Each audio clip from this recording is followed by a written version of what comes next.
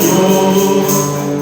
Canta meu povo, alegra meu povo, que a festa não vai acabar.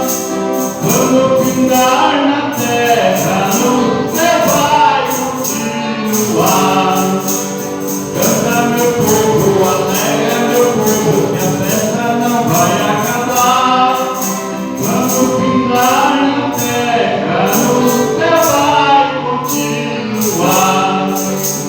Os fariseus murmuravam, falavam com ansiedade.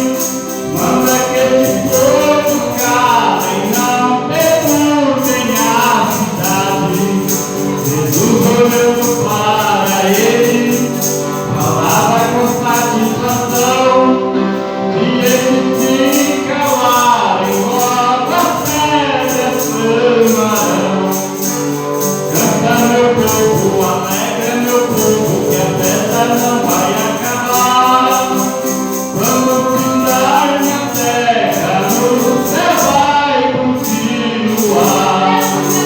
Canta meu povo, alegra meu povo, que a festa não vai acabar.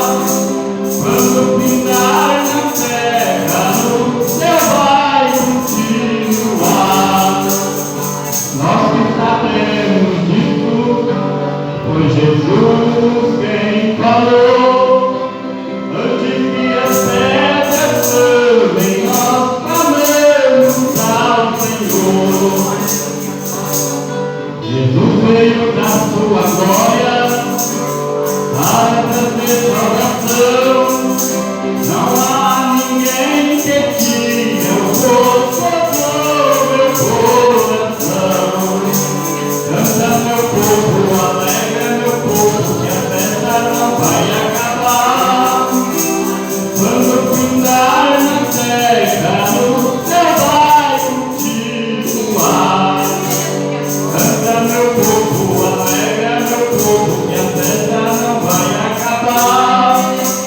Quando findar na terra, no céu vai continuar. Glória a Deus, aleluia, né? A festa vai continuar lá no céu, né? Glória a Deus, aleluia. Tá? Vai ser louvor a Deus, vai ser glória a Deus, aleluia. Vai ser glória a Deus, aleluia. 24 horas na presença do Rei. Não vai ter mais, né?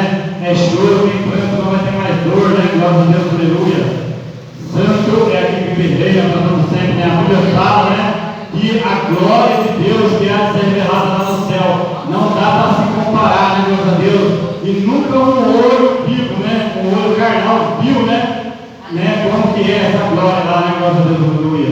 E toda sorte de bênção que você tiver aqui na terra, lá vai ser muito mais, né? Glória a Deus, aleluia. Não dá para se comparar. Assim, eu mereço a oportunidade, as palmas louvam o Senhor Jesus.